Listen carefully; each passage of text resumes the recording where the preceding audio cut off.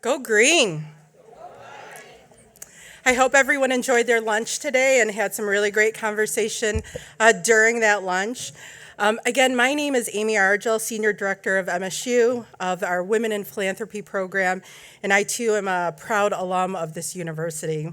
MSU knows that our Spartan women play a vital role in the future and continued success. We've created steering committees of Spartan women who come together throughout the year, and I encourage you to seek some of them out. They have special ribbons on their badges, and they have great stories of involvement and how they came to interface with the university, and I'm encouraged by you to ask them their personal stories, as we've learned this morning about all of us collectively having stories that we bring to the table here at MSU. We brought Spartan women together in Michigan and around the country through women-centric meetings and events, and yet there always has been a desire by many to return back to campus to see, hear, and learn all the great things that are happening here at the university. Hence, we're here at our second annual Women in Philanthropy Symposium. And we've created this diverse donor community of Spartan women. And again, each of us having unique interests, life stories, representing communities from across the nation. Our mission of our program is to make a positive impact by investing in people and the transformational work of Michigan State University. Women in Philanthropy's core mission is about philanthropy, which is our theme for our symposium, which also extends to talking about philanthropy, in which we endow our professorships, just as our deans had talked this morning, fund student scholarships, support state-of-the-art facilities, and enhances programmatic strength across academic disciplines in important places like our arts, athletics, and our libraries. This core pillar is equally supported through service, engagement, and regional networking of our MSU Spartan women. And that's why we're here to gather, learn, and connect with each other this week. Together, we empower each other as a philanthropic leader and support the university in which we love. So that brings me to my introduction of our keynote speaker, Beth Nelson. Beth Nelson has over 20 years of experience in fundraising and advancement in consulting. Currently, she serves as the Chief Client Officer for Plus Delta Partners, a consulting firm that delivers professional development services to nonprofit organizations. At Plus Delta, she's worked for 4 years as a senior consultant, and in that capacity began her relationship with MSU in 2012, and she'll share that story of her journey with us. Outside of Plus Delta, Beth served as Associate Vice President of Development of Temple University. She also served as the Associate Vice President of Development and Alumni Relations at Lafayette College. Beth has an MA in Higher Education and Student Affairs from The Ohio State University and a BA in Math and Psychology from Lafayette College. Please join me in welcoming Beth Nelson to the stage.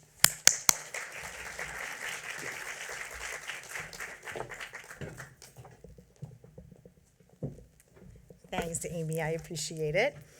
She didn't want to say Ohio State, and I told her she didn't have to say Ohio State, but I appreciate the courage. So it's really great to be back at Michigan State, and I have spent, as Amy had said, starting in 2012, a lot of time with the advancement operation. And to have an opportunity to be in the room with the donors that I've heard so many stories about the wonderful things that you have done to make this campus and the things that happen on this campus so amazing. It's a privilege. So thank you for the opportunity. I will say Kim was asking what the favorite season at Michigan State's campus was of the deans. And I had to chuckle because when I started with Michigan State in 2012, I distinctly remember our first workshop was in October. And I landed at the Lansing Airport, and I have never seen such horrific wintry mix in.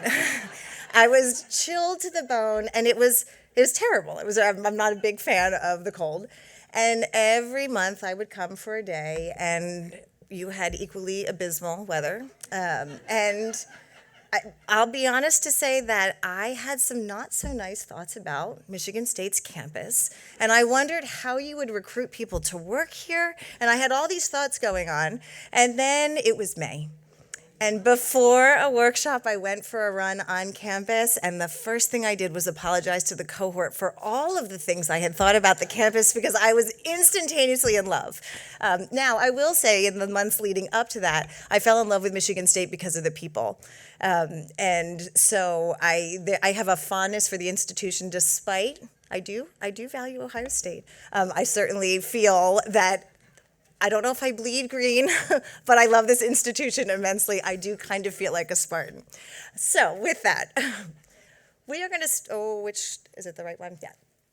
We're going to spend some time talking about women in philanthropy, and then more time, you talking with one another and talking as an overall group. That's where we'll spend the bulk of our time. But I put this quote up here, if you want to lift up humanity, empower women. It is the most comprehensive, pervasive, high-leverage investment you can make in human beings. And this is Melinda Gates. We obviously know that she is a philanthropist herself. It's from, the book is called The Moment of Lift, I think. Let me make sure I got that right. Yes, The Moment of Lift. And I put it on here because there is, as we talked earlier, and I was listening to the deans talking about equality with women's pay and those sorts of things, and I think about my own development in life. It is women that have helped me push myself to do things that I didn't think I could do.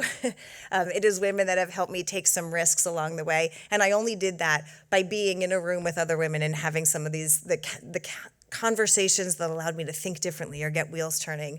And so the fact that you are here, one, changing lives through your philanthropy, but two, spending time with one another, sharing those stories and helping to broaden and think differently about how you serve in your partnerships and your philanthropic partnerships with organizations. So I thought this was a very telling thing. I do thank you for allowing me to be a part of those conversations. One of the things I did as I was preparing for this was I Googled the impact of philanthropy on the world. And this is what I saw. Right? And even, I'd like to say that I prepared for this presentation when I was 2, but I didn't. This was done within the month. That was the thing that I saw. And it's really interesting because I do think about philanthropy, and I think about, in particular, Mackenzie Scott recently and how much she has made the news for how she's approached her philanthropy and does it different than most, but different than most in terms of the giving vehicles as well as different than most in terms of the kinds of relationship that she forms or doesn't with those organizations. It's predominantly through research, not through conversations. But the fact that it was all white men, and even the reference to Melinda was her name. It's not even her picture, and it is indeed with her husband. So this is not the impact of philanthropy on the world. In fact, women have been philanthropic for since the beginning of this country, if you go back and think about it, from a time standpoint, from an intellectual, capital standpoint, and even from a financial standpoint. These are some of our early philanthropists, and Catherine Drexel was the founder of Xavier University, which is the only Catholic, historically black institution. Madam C.J. Walker is recorded as the first woman to be a self-made millionaire. She was involved in collective giving, so what we would often refer to as giving circles now, when 70% of the people in giving circles are women. But she did a lot of her philanthropy in that form, and so some of her philanthropic generosity hasn't really been captured very well, but she did create a YMCA in the city of Indianapolis for the black community. Mary Elizabeth Garrett is... Sorry, I apologize. I got one confused. I'm gonna skip Mary Elizabeth Garrett for a second. Eliza Hamilton, and I will bring her up because I saw Hamilton on this campus at the Wharton Center. But she was the first private orphanage in New York City that still exists today, and it has a different function, but it had created that. So those are some of our early female philanthropists, of which we probably don't know many of their stories. And even some of our more recent philanthropists, again, the pictures that we saw, or that I saw when I Googled, very different. But the first woman is Osceola McCarty, who created the McCarty Scholars. She was a laundress. She spent her entire life doing laundry for others. She tried actual washing machines and dryers and did not like them. During her time of doing that, she tucked money away. And in 1995, I may have that date wrong, she made a $150,000 gift to create the McCarty Scholars. And now, well, the community heard about her generosity in that way, tripled the giving to her specific fund, and now there are multiple endowed scholarships. Multiple fully funded students through her scholarship.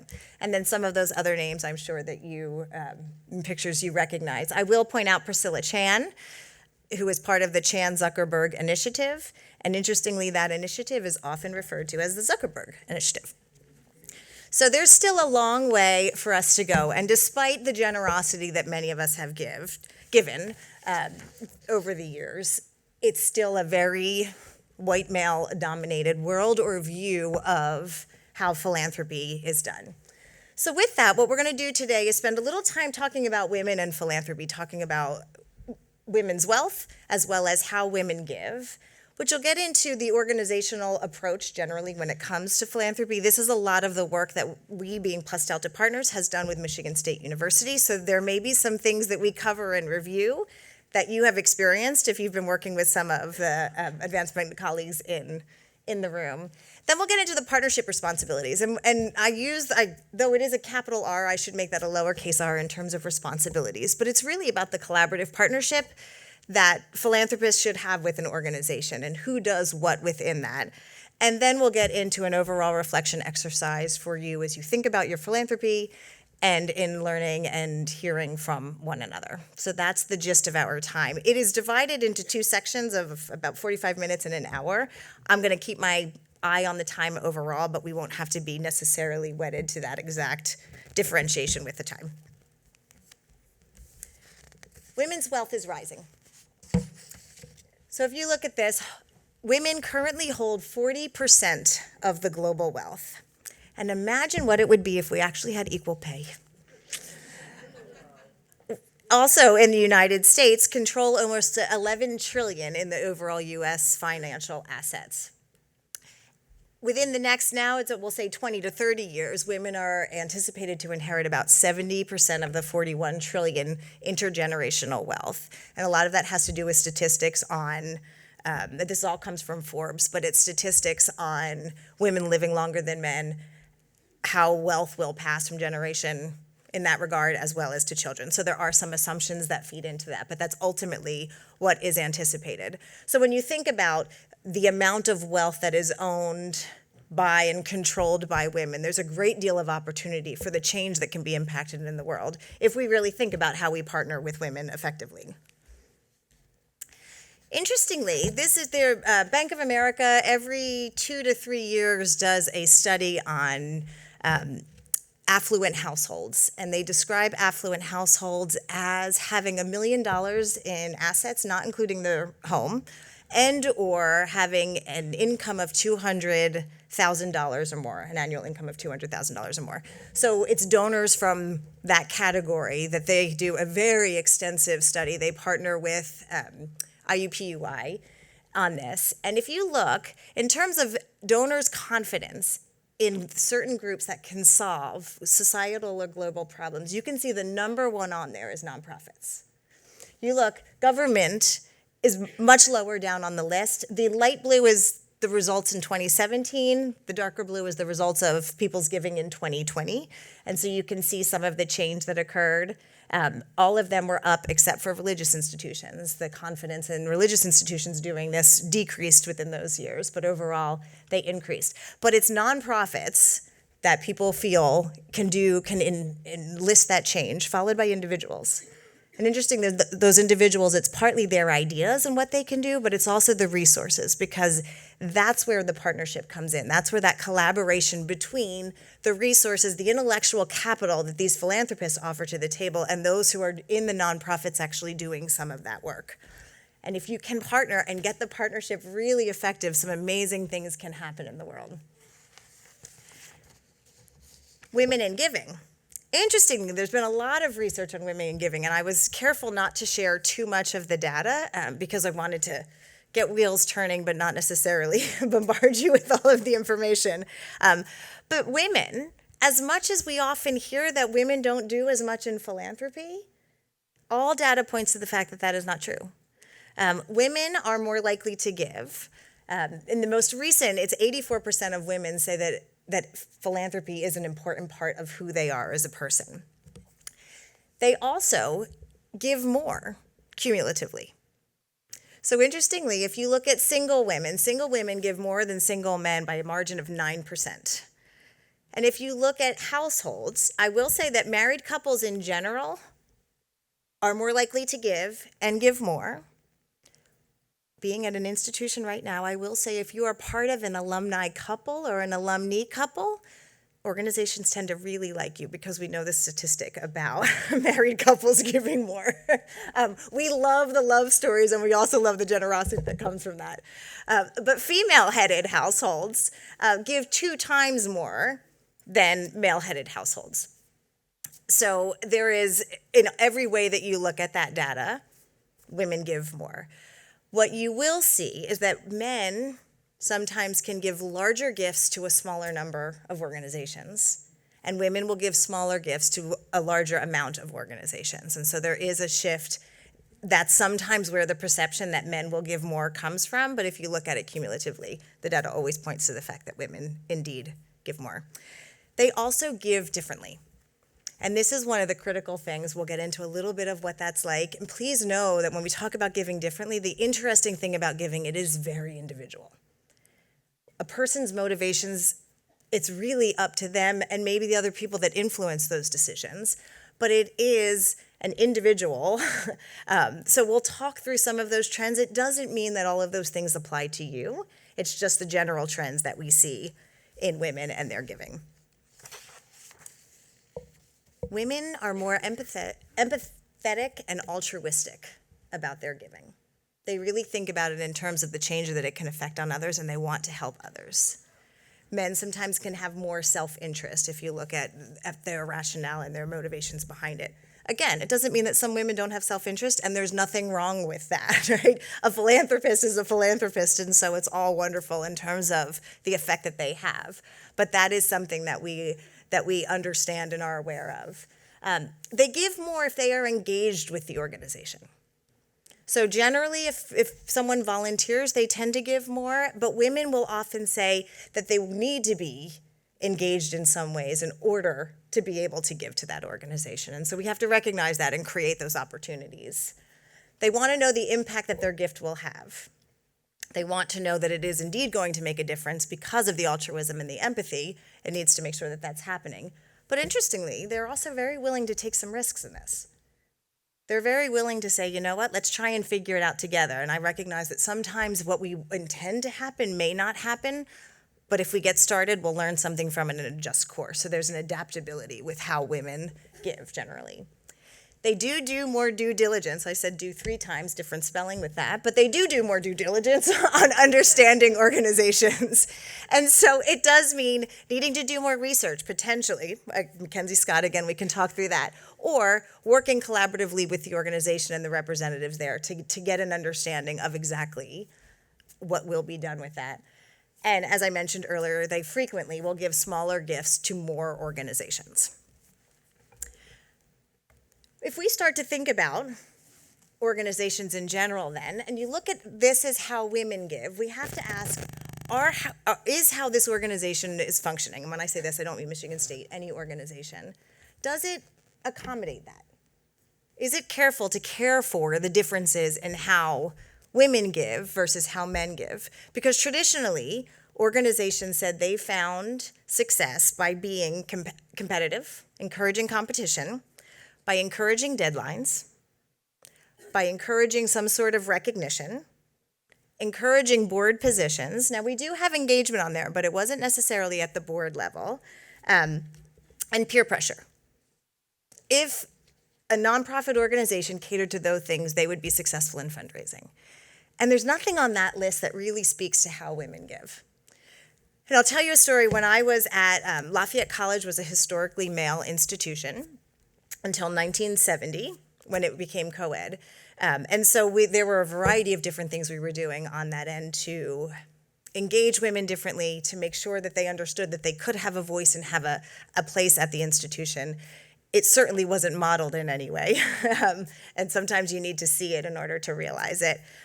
But I distinctly remember working with a woman out in California, and she shared with me that she needed to be engaged. She needed to be involved in order to give.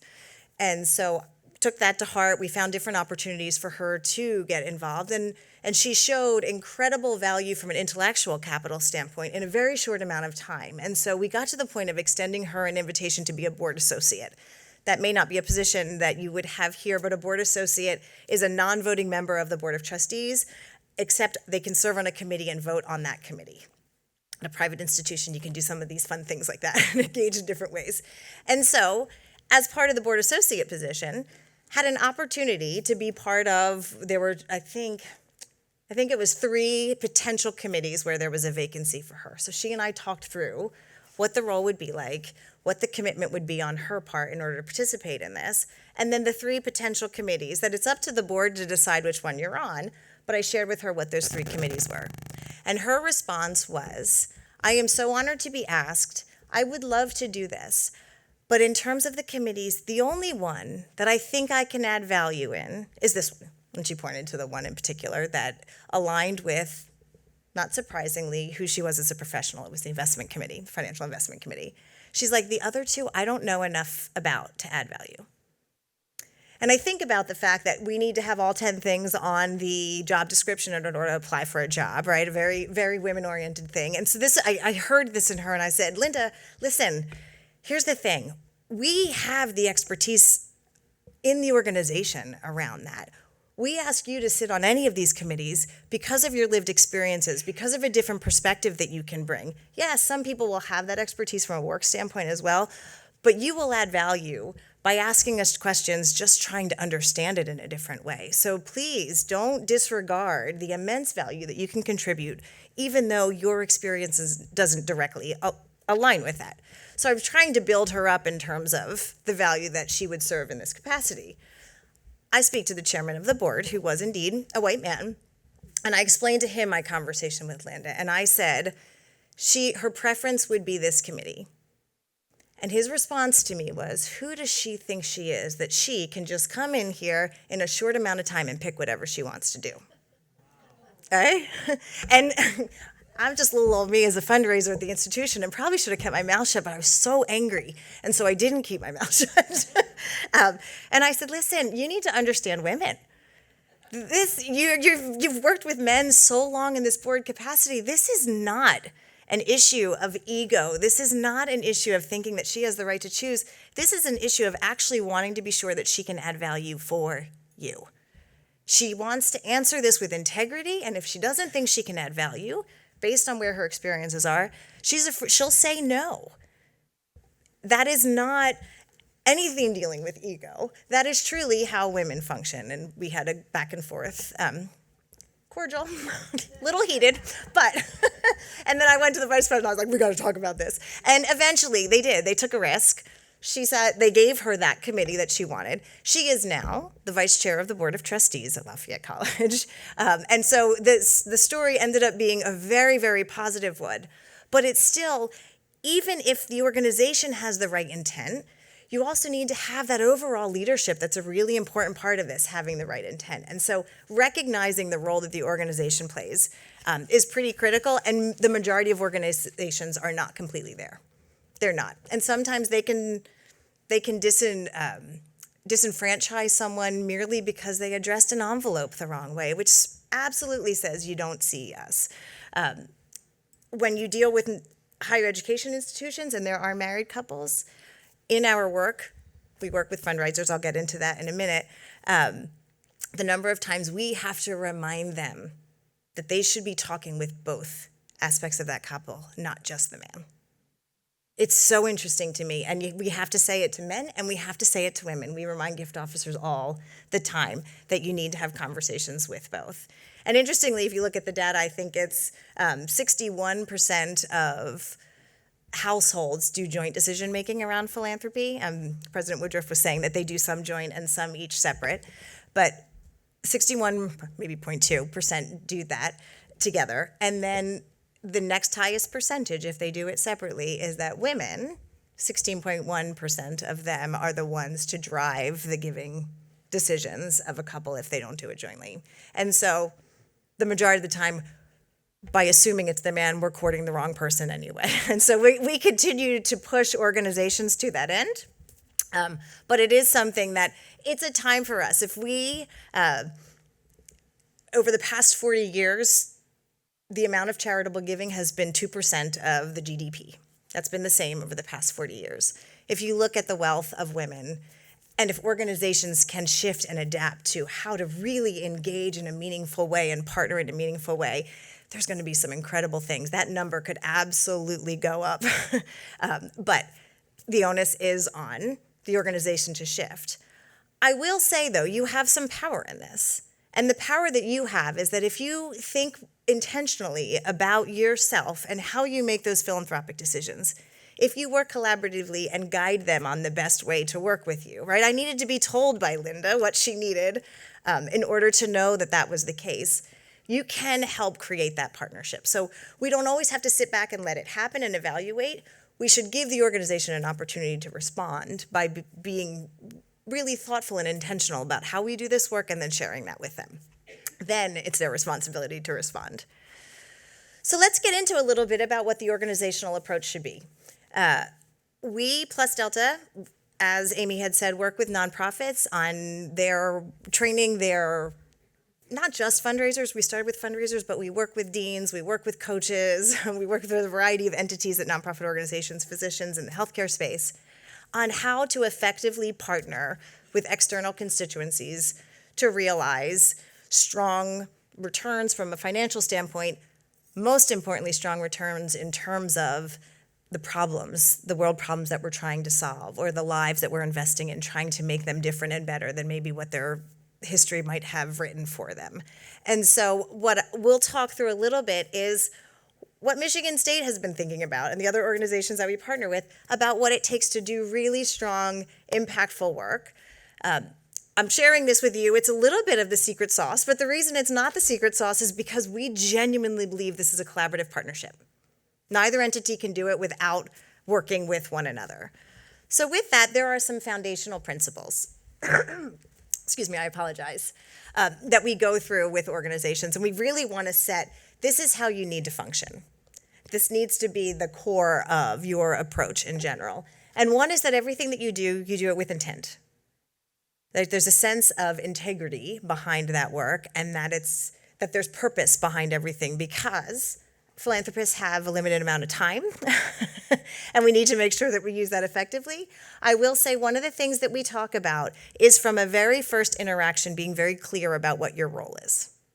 Being very clear about securing resources for an organization. That may take the form of volunteering. It may take the form of financial. It may take some other form of just brand advocacy. I shouldn't say just. It's important. A conversation will help us figure that out.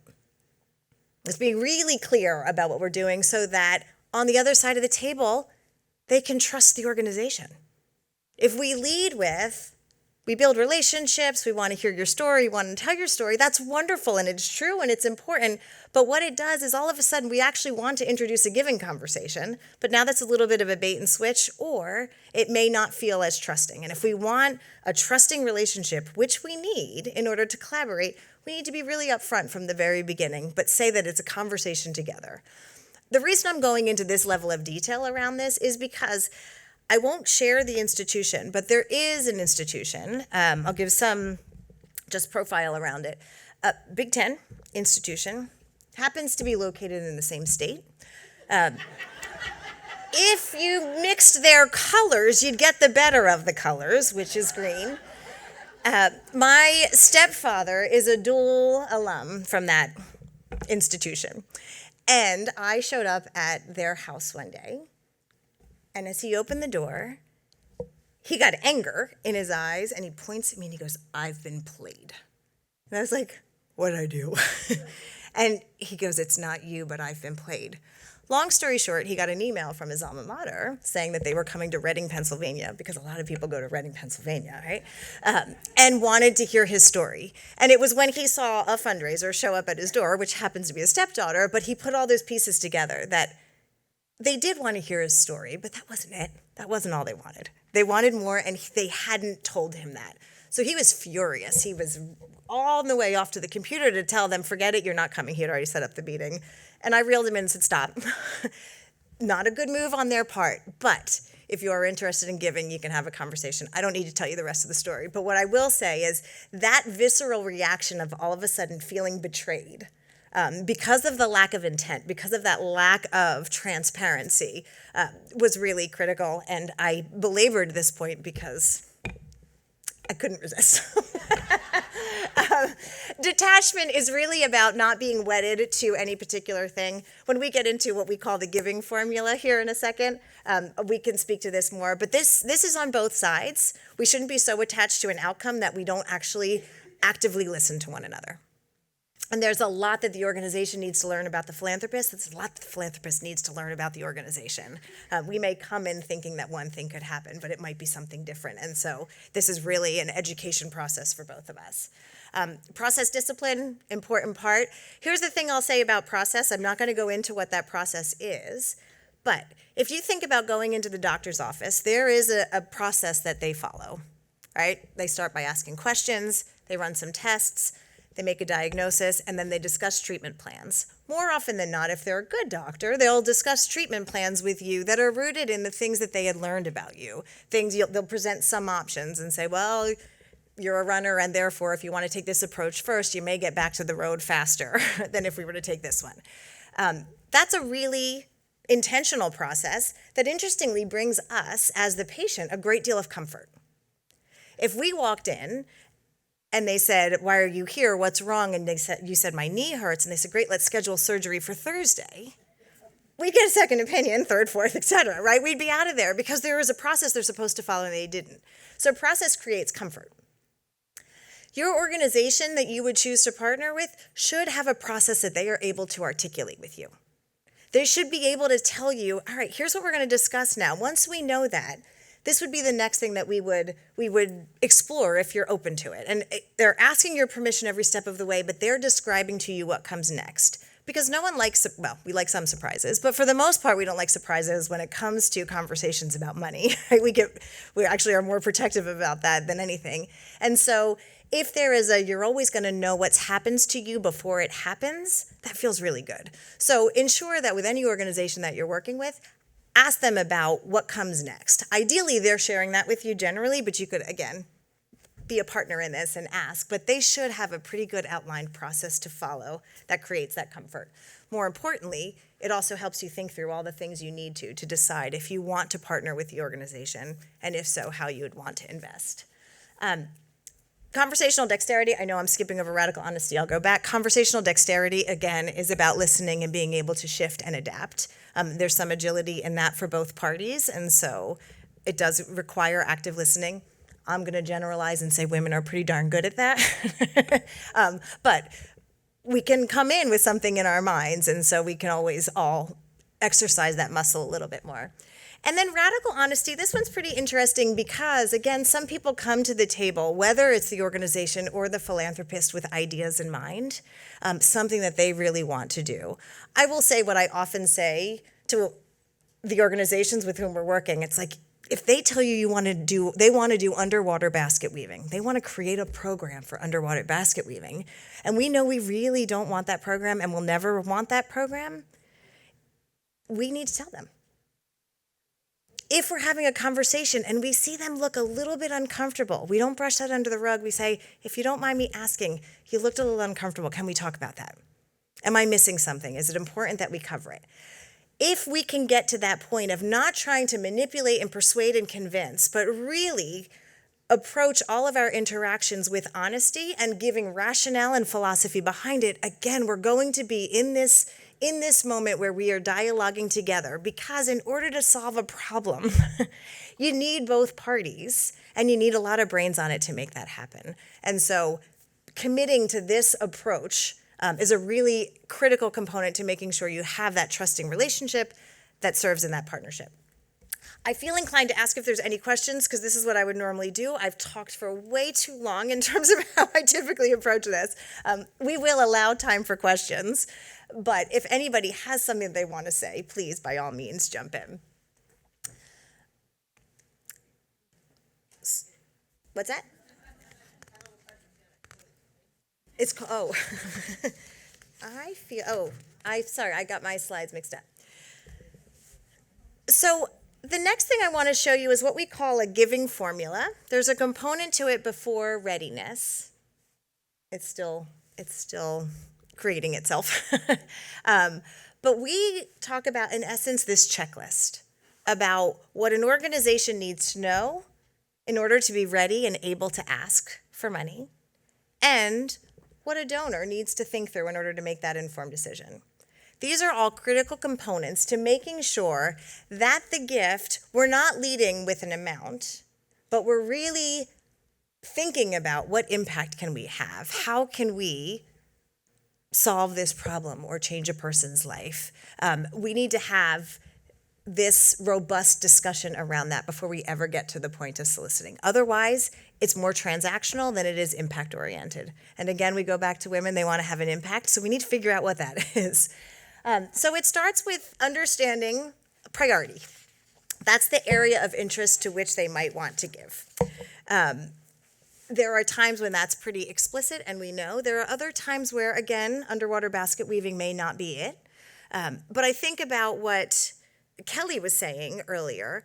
She was talking about infrastructure and wanting to, that was one of her bigger priorities right now, and partner with people on investing in that. A lot of times people say, oh, I'm not interested in buildings. But her rationale for infrastructure was that she's losing faculty because the infrastructure isn't there in order to be successful in that space. And so the good faculty are leaving. Now, if someone showed up and said, I'm really interested in faculty, and we said, well, we have a building, they would think that they weren't heard, right? And so there is dialogue that needs to go on around these priorities. But that is the understanding of this is, in essence, President Woodruff was saying, we don't ask what's your major, it's what's your mission. It's kind of about that. It's the mission and values, the things that you really want to accomplish from the designation of that gift. The next conversation then is overall around impact.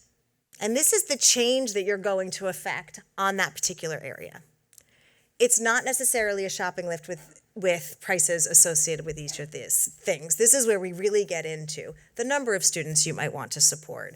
Or when you talk about faculty, is it salary? Is it research funds? There's a variety of things that we can discuss to arrive at what you want to accomplish and arrive at, if we, the organization, could do X, Y, and Z, this is how it would elevate us in these areas. And again, the organization owes it to you to describe some of those impacts, to ask you questions to be reflective on that.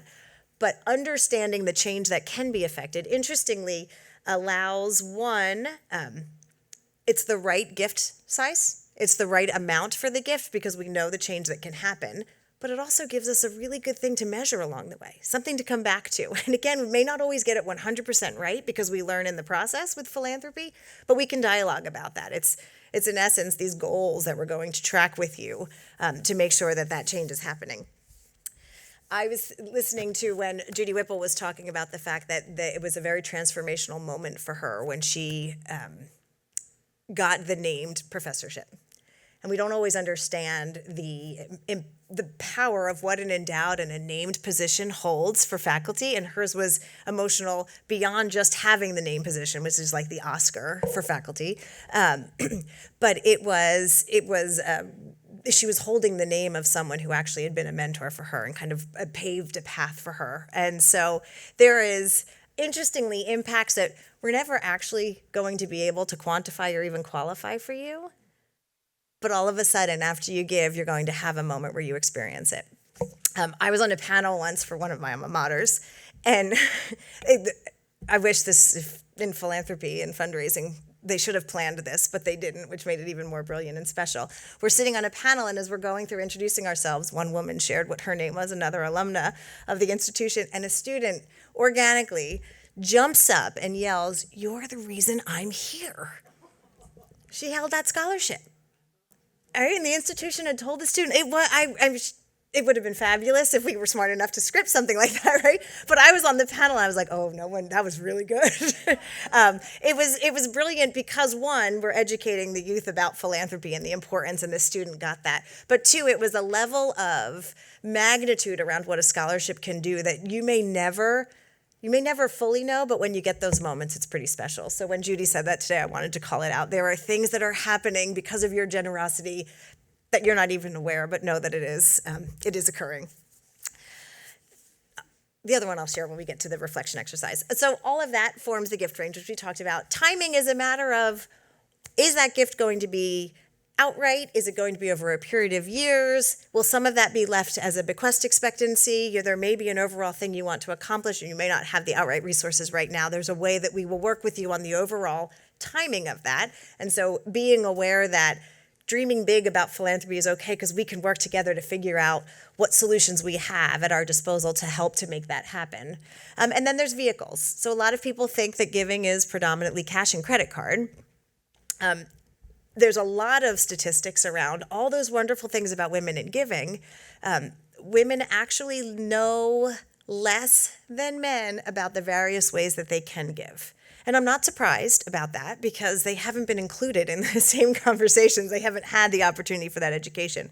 But things like appreciated stock, things like lead trusts, there's IRA, or life income agreements, or life insurance beneficiary, those sorts of things. There's a lot of ways that you could do this. And so part of that conversation should be how this would be accomplished. And it's not until that conversation is had between two, sometimes more than two people, that an organization's ready to ask and a donor is ready to give. And so I share all of that with you because as we get into the reflection exercise, we're going to ask some questions for you to think about as to if you've had conversations like this. And if you haven't, how might you answer some of those questions? It's not that you should know to have had them. It's the organization's responsibility to help you think through all of those things. I hope if some of you have been working with Michigan State, you're recognizing some of this. And if not, we can talk later. We're all human. But it is an important part of making informed decisions around organizations and around gifts and giving. So I am going to just pause for a second before we get into leading into a reflection exercise. Are there any questions or reactions?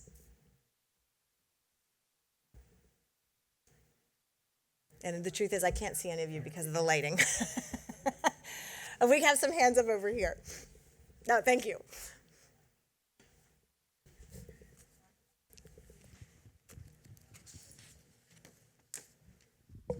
Thank you. Good afternoon. I'm Felicia Watson. I'm a Michigan State grad. And I have been having a conversation with two of my good friends here, and the conversation was just that, how we got pulled in to be donors. I didn't think I was a donor. I thought I didn't make enough money. My name wasn't going to be on a plaque. But my college, the College of Social Science, pulled me in. There it is. There it is. Pulled me we got in. it represented. I thought of you there. The College of Social Science pulled me in. I don't know how they found me, but they piqued my interest in mentoring young people.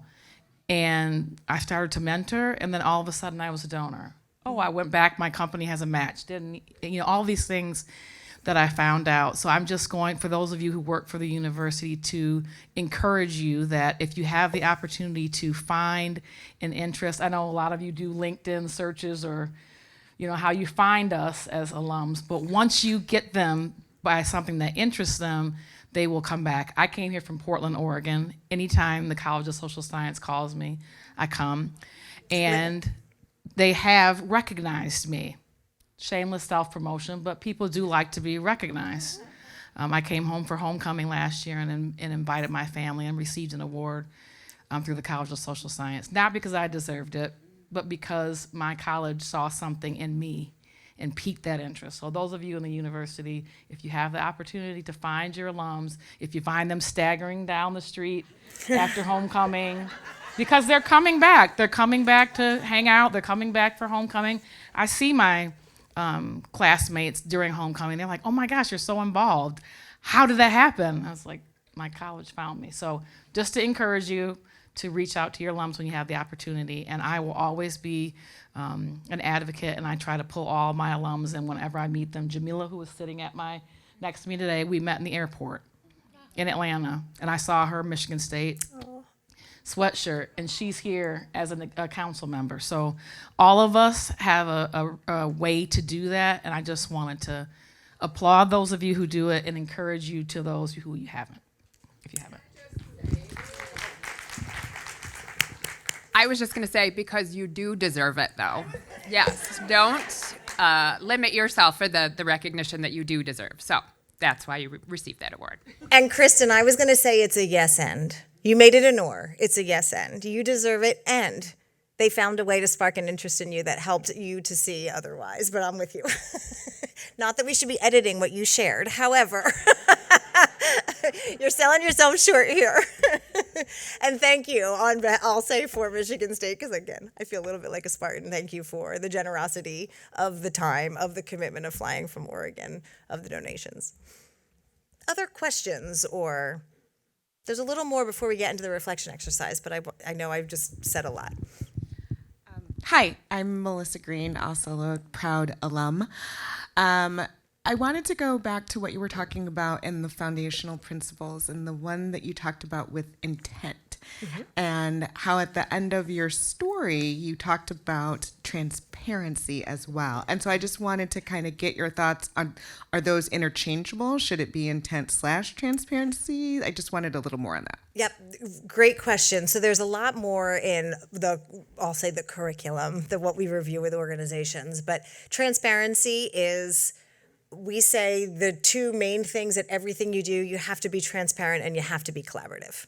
So that's a pervasive thing throughout. And often, because what it's doing is it is proactively addressing some of the fear that some people may approach this conversation with. And so that's how we can really lighten any potential tension and emotion. So that is inherent in all of it. I would say the thing about transparency is that it's part of intent and it's part of radical honesty.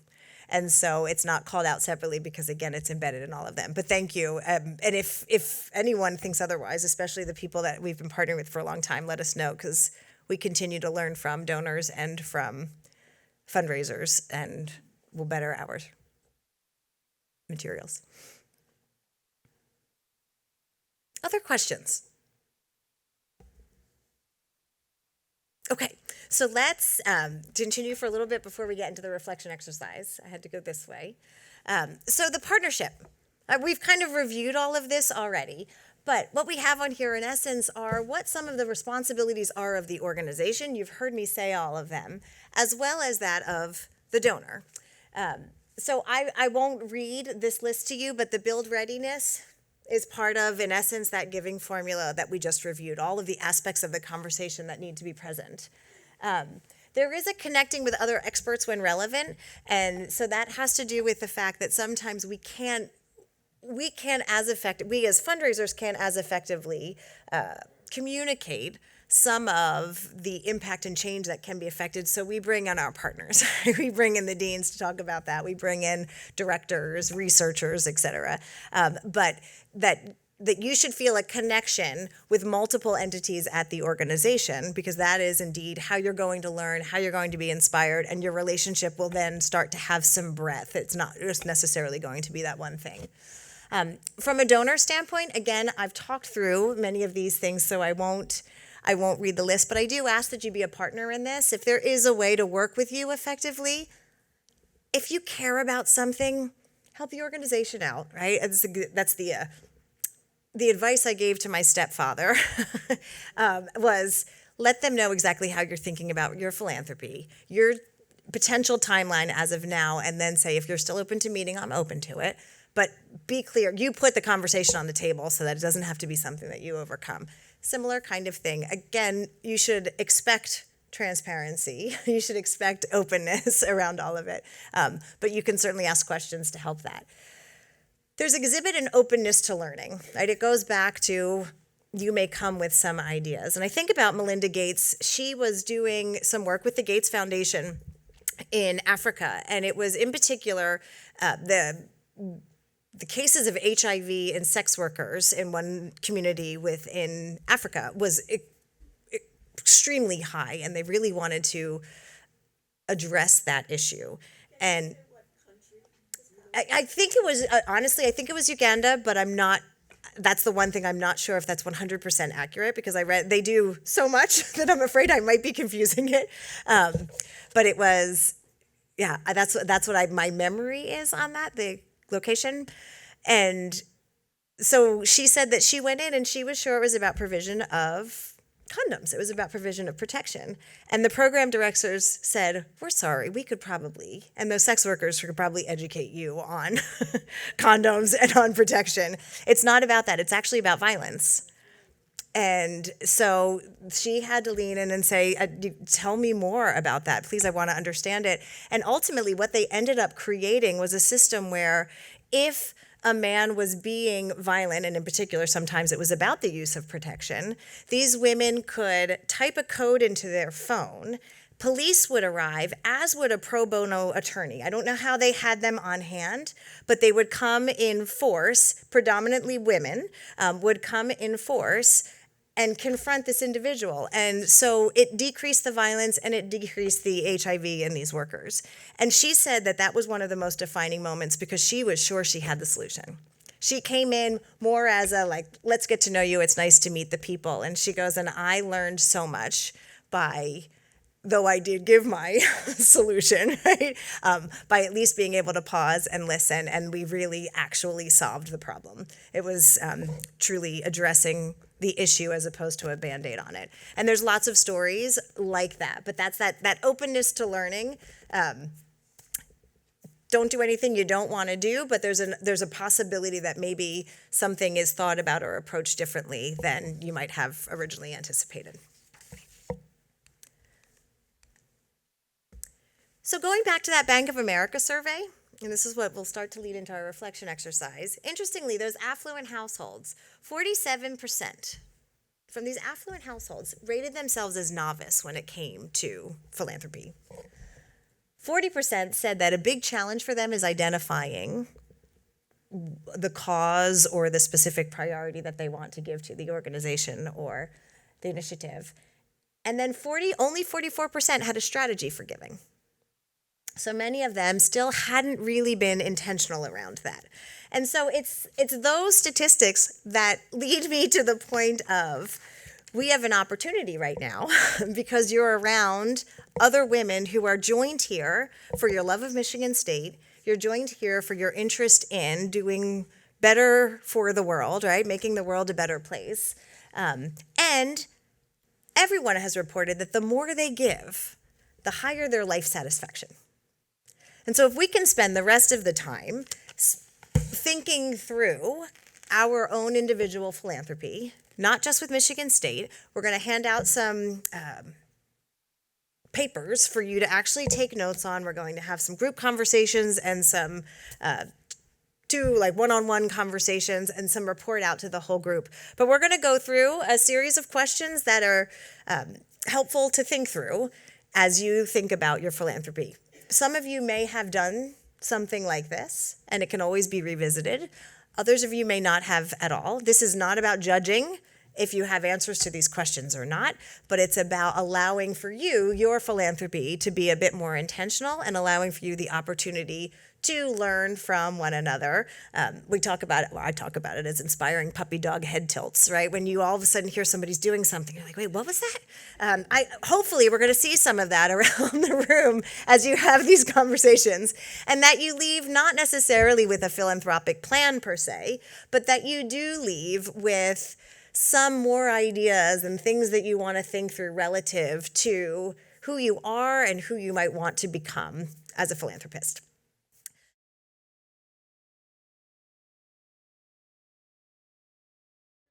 Okay, conscious of time, I'm going to stop those conversations. There's a lot more reflection and discussion that we could do, as you can tell by an entire another page.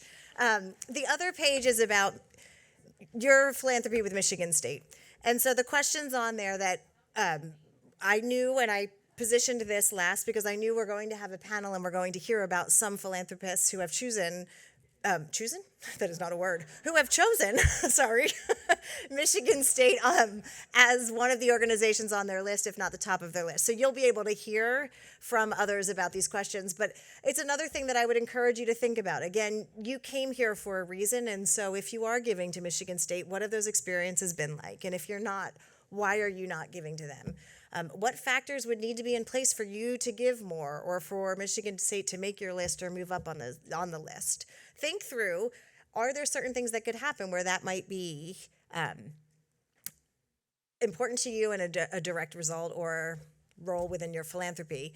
And how might you guide someone? How might you collaborate with someone from the institution on how to work effectively with you? Based on the reflection that we've had and maybe learning from some others, is there the way that you could say, hey, you know what? This is really important. And if we could do this, let's dialogue about what is possible and what isn't possible. But that can make, now I'm making it about Michigan State, your giving to and your partnership with Michigan State a really intentional kind of conversation with some direct outcomes to what you agree upon together. So give them your playbook. Any organization, give them your playbook. And then hopefully they can be really transparent and radically honest about what they can and can't do, and then allow you to make some really informed decisions so that what you give of yourself in any way that you give it and any method that you use to give it is a really meaningful and rewarding experience for you and for the beneficiaries of that generosity. I will say, as we're wrapping up, for those of you that are caring about Michigan State and giving your time and giving your intellectual capital and giving your money, thank you for that. If you were at all inspired and empowered by President Woodruff this morning and all of the things that she has been doing in her research and what has happened at Michigan State as a result of that, know that anything that you've given has made some resources and some space available for those amazing things to happen. And so even if you weren't necessarily giving to that specific thing, there is a way that every dollar and everything that is done matters because it allows the ability to accomplish one thing and then move resources somewhere else. And so thank you for that. Any inspiration that you got today, know that you have played some role in making that happen.